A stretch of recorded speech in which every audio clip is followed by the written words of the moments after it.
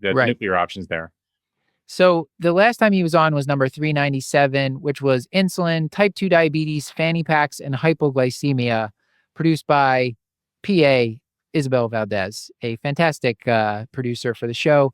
And this one kind of goes along with this perfectly because on this, we're talking about continuous glucose monitors, what type of patterns you might see on there, and then how to address those patterns with various medications for diabetes. So this episode was really helpful. And Paul, the reason, were you aware that in April 2023, CMS, Center for Medicare and Medicaid Services, said that now we're going to make it easy for everyone, even with type 2 diabetes, to get a CGM. Before we talked to Jeff, I didn't know about this.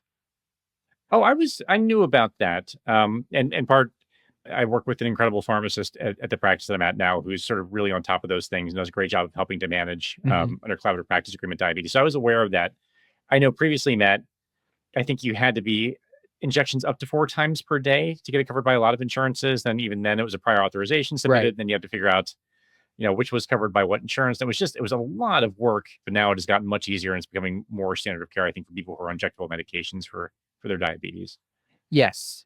Of course, I complain a lot about big pharma on the show and making, so much money and all these things. But I do generally think that these products are in some ways revolutionizing diabetes care. It is just the CGM. It's easy for the patient to wear.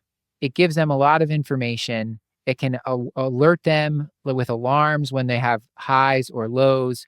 And it just, if they actually bring their smartphone and they can open the app. I've had some patients bring their phone, but they couldn't open the app, so we weren't able to get the Yeah. information. But if you're able to get that information, it's just so nice to have all these CGM metrics, and you can really see the pattern laid out in front of you in those nice overlay graphs that they have.